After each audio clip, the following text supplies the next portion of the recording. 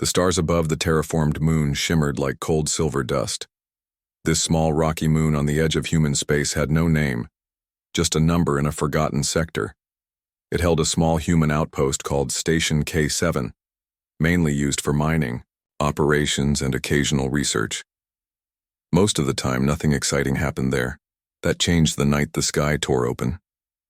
A bright streak of fire rushed down from orbit and slammed into the rocky ground just outside the outpost. The ground shook, alarms blared, and dust rose like a wave.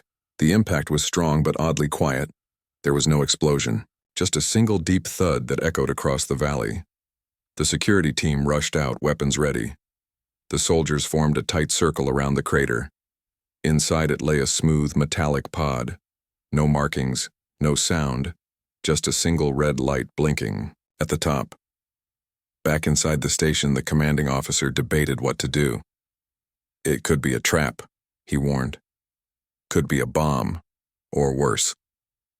But one man in the room stepped forward. His name was Daniel, a technician and field engineer, who also worked part-time on research projects. Unlike the others, he wasn't carrying a weapon, just a scanner and his usual small toolkit. "I'll check it," Daniel offered. "Carefully." They gave him 20 minutes. If he didn't come back, the team would destroy the pod. Daniel moved slowly toward the crater, his boots crunching on broken stone. The pod was about the size of a small shuttle, but smooth and curved like it was grown rather than built. He placed his hand on the side, warm, almost alive. Then the pod clicked. A hiss of pressure escaped, and a seam opened. Everyone raised their weapons. But what stepped out was not a machine or an alien soldier. It was a girl. She looked around 12 years old. Her skin was pale gray with a slight shimmer, and her eyes were too big for her face, glowing softly. She wore a strange bodysuit made of armor and living material, tight around her arms and legs as if it had grown on her. She did not speak. She did not blink. She just stood there looking at Daniel. The soldiers shouted warnings, but she did not react. She didn't run. She didn't attack. She just watched. Daniel didn't see a threat. He saw something else, something strange and sad. "Hey," he said gently, kneeling a little. "Are you okay?" She didn't answer. He reached out slowly. She didn't move. When his hand touched hers, she didn't pull back. Her fingers were ice cold. Back at the base, the girl was put in isolation. Medical teams tried to scan her, but her armor resisted. Biometric scans showed she had artificial implants inside her bones and strange coding in her nervous system. The scientists started whispering, "She's not normal, she's a weapon. Maybe a spy, maybe something worse." They gave her a number, Unit 7X, but Daniel refused to call her that. "She's a kid," he said, "not a machine." Nobody agreed with him. She didn't speak, didn't eat, just sat quietly in the cold room staring at the walls. Daniel kept visiting. Every day, he brought her something new, a toy, a picture, a music player. Sometimes he just sat on the other side of the glass wall and talked, even if she didn't respond. "You remind me of my little sister," he once said, holding up a drawing he made. "She used to draw stuff like this."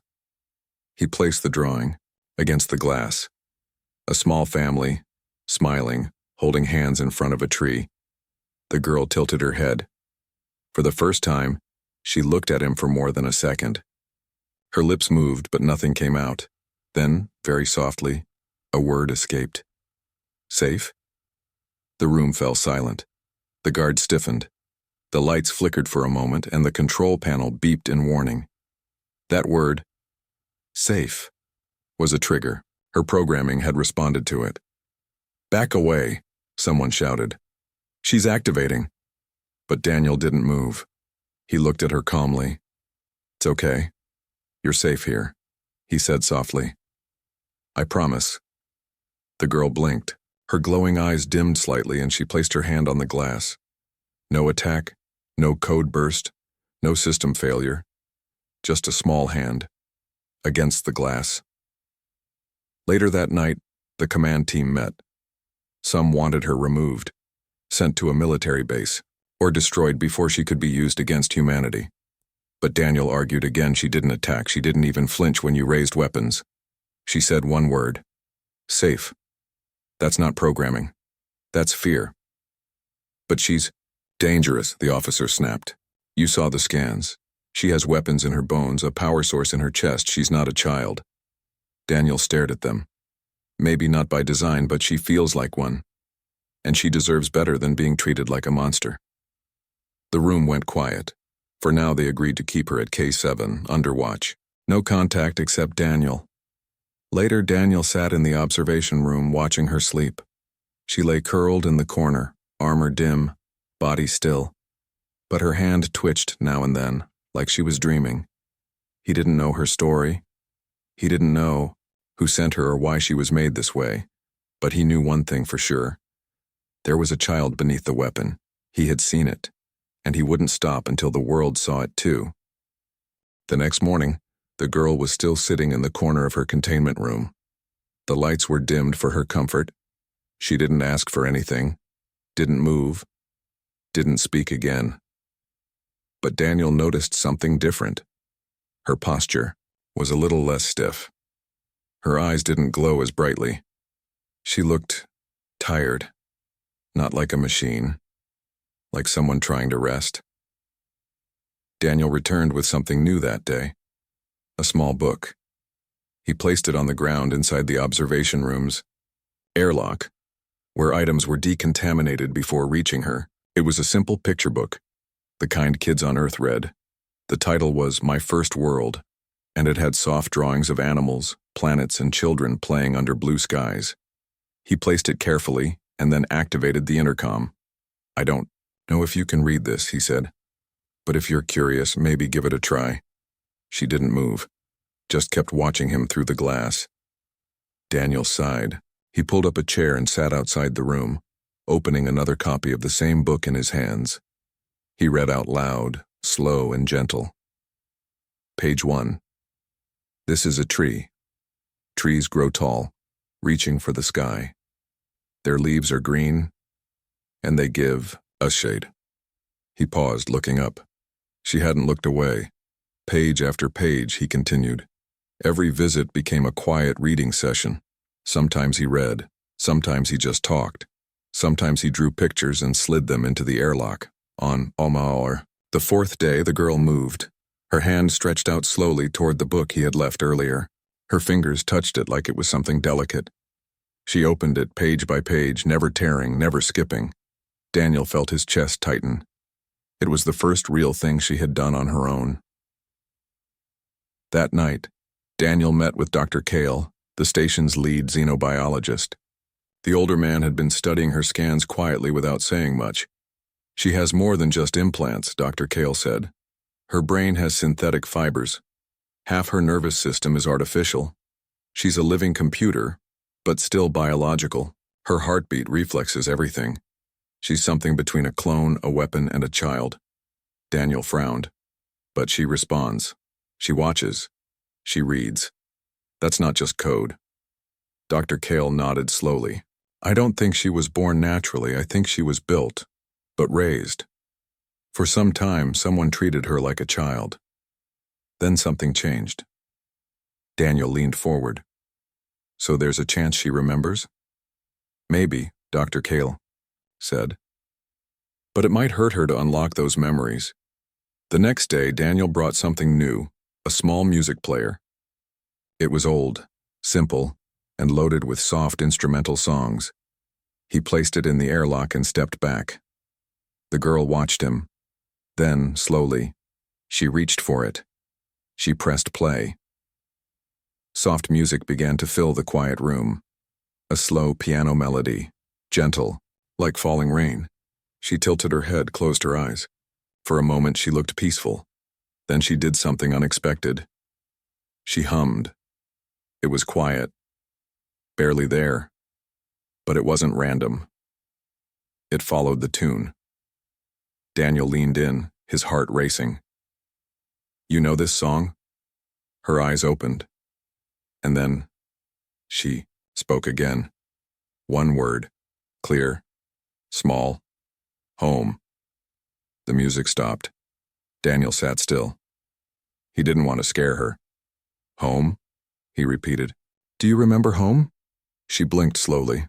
Her voice was soft like a whisper carried on wind. Safe. Home. Then she curled up with the player in her arms, like a child clutching a teddy bear. The base wasn't silent after that. Reports flew to Earth. High Command wanted to move her to a military research lab. Others suggested freezing her in stasis for future study. She was still a threat, they said. Still a weapon. One word didn't change that. Daniel fought back. She's not just a project, he told them. She remembers. She learns. She wants safety. You put her in a cage and you'll lose that chance forever. But the order came anyway. Transfer to Base Epsilon. Departure in 48 hours. Daniel returned to her chamber, anger burning inside him. He didn't tell her about the transfer. He just sat beside the glass, head low. I don't know if I can stop this, he said quietly. They think you're dangerous. They don't see what I see. She didn't speak, just watched him again. He looked up, forced a smile. Do you want a name? She blinked, surprised. A name, Daniel said. Something that's yours, not a code. She looked at the music player in her hands, then whispered, Lyra. Daniel smiled softly. Lyra. That's a beautiful name. That night, alarms blared across the base. Unauthorized activity in isolation chamber. Daniel raced down the corridor. When he arrived, he saw something strange. Lyra had removed the power core from the music player and had carefully wired it into her own chest unit. The guards raised their weapons, but Daniel shouted for them to stop. Wait, she's not attacking. Her systems were glowing faintly, but instead of surging with energy, she was shaking. Her arms clutched her sides. Her breathing was heavy. She's scared, Daniel said. Dr. Kale arrived and scanned her. His eyes widened. She tried to block her programming, he whispered. She's rejecting her directives. It's like she's fighting against her own code. Daniel stepped forward, hands out. Lyra, look at me. Her eyes flickered. She reached toward him. Safe? She asked again. Daniel nodded. Yes. I'm here. You're safe. Her system dimmed. The lights in her body slowed. Then she collapsed. Daniel caught her before she hit the floor. They moved her to the med bay. For the first time, the armor peeled back from her arms. Underneath was skin. Real, soft, bruised. Not metal, not synthetic. Real. Daniel sat beside her as she slept. She chose her name, he whispered. She wants to be more than a weapon. Dr. Kale agreed. And I think you're the only one she trusts. Daniel looked down at her small hand resting in his. No, he said. She doesn't just trust me. She's trying to trust herself. The lights in the medical bay were low. Machines hummed quietly, showing gentle signs of life. Lyra's life. She lay still on the table, her chest rising and falling slowly. Most of her armor had deactivated. What remained was part of her spine, arms and legs, mechanical pieces fused deep into her body. It was as if someone had taken a child and built a machine around her. Daniel sat by her side, watching her sleep. She's just a girl, he whispered. Dr. Kale nodded beside him. And she's not supposed to exist. While Lyra rested, Daniel and Kale worked day and night to learn more about her past. They searched the station archives, military records, and alien databases. What they discovered left them speechless. Lyra had been part of a lost program by a now-destroyed alien empire known as the Valari Dominion. Before their collapse, the Valari had started a project to build the perfect infiltration unit. Not a robot, not a full-grown spy, but something unexpected, a child. A child could go unnoticed, could enter places no soldier could trigger emotion and confusion in enemies. The Valari called it Project Sorrow. They built her to mimic pain and innocence, Dr. Kale said. They designed her to look helpless, But inside, she's a living weapon. Quick reflexes, high combat processing, internal defense systems, and worst of all, emotional control programming. Daniel's face tightened. They built her to fake being human. Cale shook his head. No, they built her to fake being a child. But somewhere along the way, she became one. Daniel spent more time with her, even as orders for her transfer continued to hang over the base like a storm cloud. Each day she opened up more, small changes at first, a question here, a smile there. Sometimes she would hum songs from the player or flip through the picture book again and again. One day she pointed to a drawing he had made, a simple sketch of Earth, blue oceans, green forests, mountains. "What is this place?" she asked quietly. "That's Earth," Daniel said, smiling. "Home." She tilted her head. "Is that where you're from?" "Yes," he said. "Where? I grew up, where my family still lives." She stared at the picture for a long time. Then softly, "Do I have one?" Daniel froze. He had no answer, but then he leaned forward and said gently, "Maybe you did. Maybe you still can."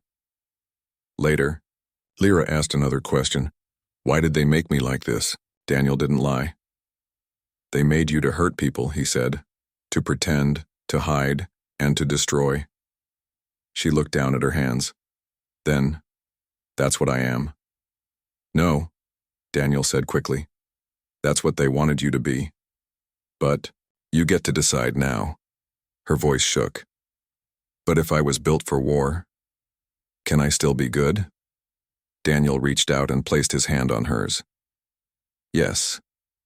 Because being good isn't about how you were made. It's about what you choose to do."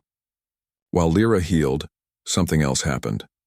A group of traveling pirates famous in the Outer Rim picked up strange signals from the station.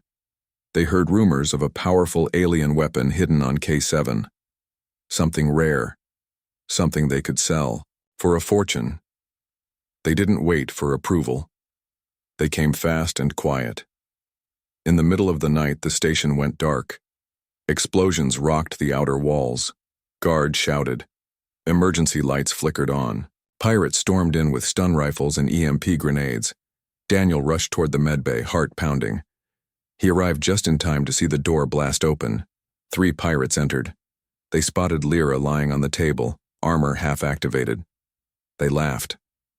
"This is it," one pirate said. "Looks like a sick kid." "Don't be fooled," said another. "Grab her and let's go. Boss wants her alive." They reached out, but Lyra opened her eyes. Her body moved faster than they could blink. In one fluid motion, she rolled off the table, landed silently on her feet, and raised one hand. Metal peeled back. A blade unfolded from her arm like a whisper. The pirates screamed. 10 seconds later, it was over. Daniel stepped in slowly, breathing hard. The room was filled with silence and sparks. The pirates were unconscious, alive but badly beaten. Lyra stood in the middle, chest heaving, eyes glowing brightly again. Her voice was hollow. Threat eliminated. Daniel approached carefully. "Lyra, it's okay. You're safe now." But she didn't respond. Her weapon didn't retract. Instead, she turned toward Daniel and whispered, "Target confirmed." Daniel froze. "No," he said quickly. "It's me, Daniel. I'm not a threat." She stared at him. Her body trembled. Her blade shook, but didn't lower. Inside her mind, 2 voices fought, one cold and programmed, the other scared and kind. "Safe," she repeated. "Is this safe?" Daniel took a deep breath and stepped closer. "Yes," he said. "I'm right here. You're not a weapon. You're Lyra." Her hand trembled harder. "Lyra. Lyra." And then her legs gave out. She collapsed in his arms, unconscious. Back in the medbay, Dr. Cale ran full scans. "She's breaking," he said quietly. "Her systems are torn between following orders and creating her own choices. The conflict is hurting her." Daniel sat beside her bed. "So if she keeps choosing to be good, she could die?" Dr. Cale nodded. The deeper she rejects her programming, the worse the damage. Daniel looked at Lyra's face. Peaceful now, soft, almost human. He clenched his fists. I won't let her die. That night, Daniel searched the base for a prototype neural stabilizer, a risky piece of tech never fully tested. It was meant to connect two minds, balancing emotional and mental states between a machine and a human. Using it was dangerous. One error could destroy both users, but Daniel didn't hesitate. He returned to the med bay, placed the stabilizer near Lyra's bed and whispered, "You deserve a life, a real one." Then he connected the device to both of them. The system activated. Wave of light filled the room. Daniel's mind dove into hers. The room was filled with quiet hums and soft blinking lights. Daniel lay beside Lyra, both of them connected through the neural stabilizer. Wires wrapped around their heads like silver vines, gently pulsing. A soft light glowed from the machine, between them syncing their brain signals for the risky connection. Inside Daniel's mind, everything went silent. Then, suddenly, he was no longer in the med bay. He stood in a vast, dark space. The ground beneath him was smooth like glass, and shadows moved in the distance. Then he heard it. A soft cry like a child lost in the dark. He followed the sound. There, sitting on the floor, was Lyra. Not in her armor. Not glowing or dangerous. Just a little girl with silver hair, hugging her knees, trembling. "Lyra," Daniel said gently. She looked up. Her eyes were filled with confusion and pain. "Why did they make me?" she asked in a broken voice. "What am I supposed to be?" Daniel knelt beside her. "You're supposed to be you." "But I'm not real," she whispered. "I was made to kill."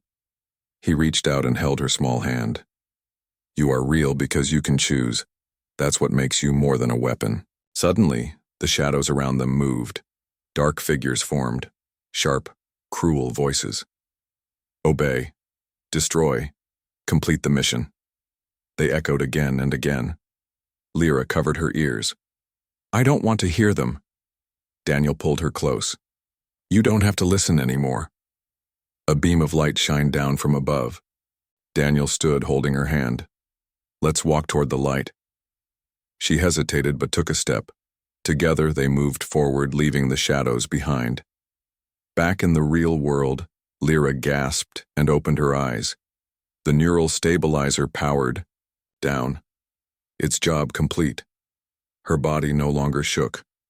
Her systems had balanced. For now, her mind was stable. Dr. Kale, who had been monitoring everything, whispered, "It worked." She fought back. "She's still herself." Daniel opened his eyes too, blinking against the light. His voice was weak, but steady. "Lyra?" She turned to him and smiled, just a small, real smile. "Thank you," she said, but peace did not last long. Hours later, a sudden warning came from the station's AI. Hostile ships approaching. Emergency lockdown activated. The pirates had returned, with backup. This time they weren't coming to steal. They were coming to destroy everything, and take Lyra by force. Explosions rocked the outer walls of Station K7. Sirens echoed through every corridor. Lights flickered. Panic spread fast. Soldiers scrambled to defend the entrance. Daniel ran to the command center while Lyra followed behind, fully awake and alert. Her armor had reattached but didn't glow the way it used to. It responded to her, not her programming. "They're jamming communications," an officer said. "We can't call for help." "There's a breach in Sector 3, another voice shouted. Daniel turned to Lyra. "Can you stop them?" She looked down at her hands. "If I do, I have to activate the systems again." He hesitated. "Will it hurt you?" "I don't know," she said softly. "But if I don't, they'll kill everyone." Daniel put his hands on her shoulders. "Lyra, I trust you, but this has to be your choice, not a command." Lyra looked up. "I want to protect the people who gave me a chance. I want to protect you." Then she stepped forward and closed her eyes. Within seconds, her body lit up. Not in a harsh glow, but with a soft, controlled light. Her armor adjusted. Weapons emerged. Not deadly blades this time, but shields, scanners, and energy pulses designed for defense. She moved faster than anyone could track, dashing down the hallway past soldiers through the breached sectors. The pirates didn't know what hit them. One moment they were forcing open doors, the next they were hit with non-lethal pulses that shut down their gear. Some tried to run, but she was already there. Others aimed weapons at her, but she disarmed them before they could fire. One pirate shouted, "It's the weapon, take her down." Lyra paused, and then her voice echoed through the hallway. "I'm not your weapon." She leaped forward and ended the fight in less than 2 minutes. Back at the command room, Daniel watched the security feeds. He couldn't believe what he was seeing. She wasn't just fighting. She was saving everyone, even the pirates. She didn't hurt them more than she had to. She knocked them out, locked them up, and secured the base without a single loss of life. Dr. Kale stood beside Daniel, whispering, "She chose mercy." Daniel's eyes were full of pride. She chose to be better. But just as things calmed down, a final pirate hidden deep in the station activated an old explosive pack, one that had been planted hours ago. The countdown began. 60 seconds to core meltdown. The base AI warned of destruction. All personnel evacuate immediately. Chaos returned. Daniel and Dr. Kale ran toward the lower levels where the explosive had been placed, but when they arrived, Lyra was already there. She stood in front of the device, staring at the timer. Her hand hovered over the wiring.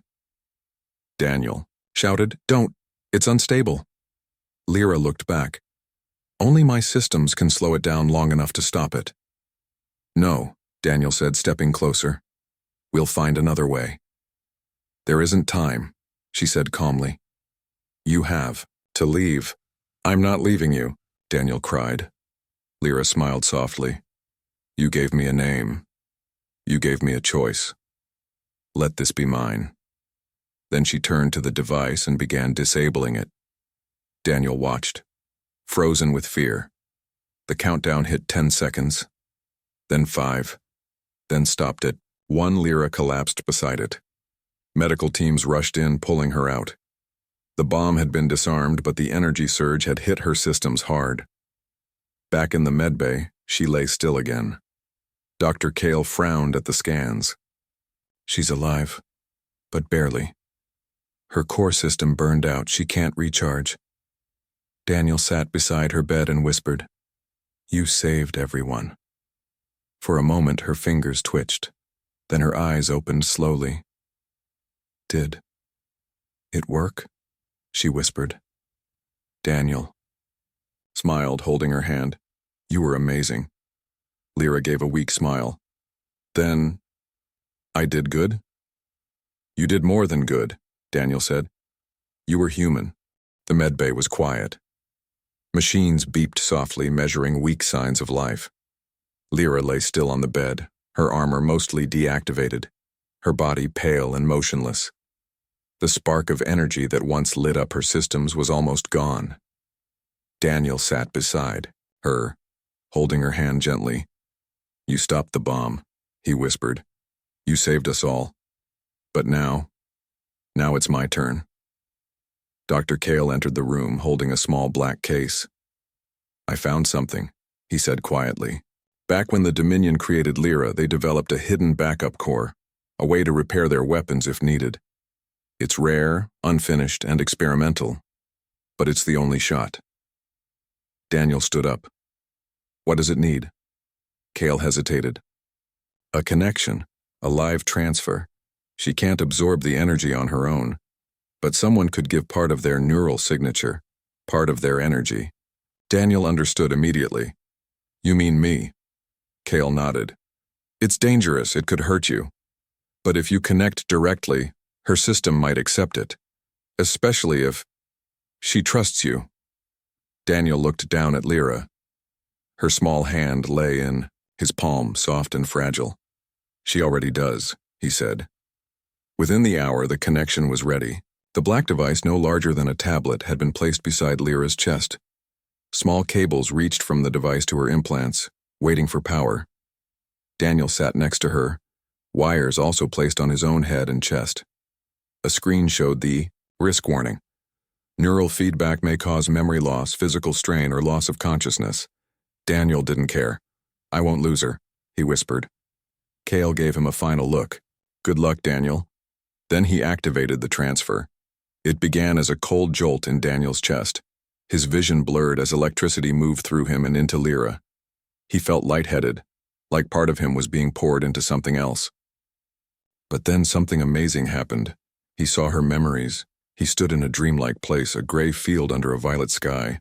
A large tower stood in the distance. Around him were pieces, shattered memories floating in the air like broken glass. A small figure walked through the field. It was Lyra. But this time she wasn't scared.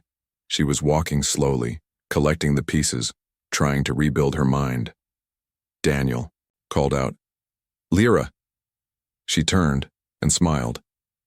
"You came back," she said. "I said I would," he answered.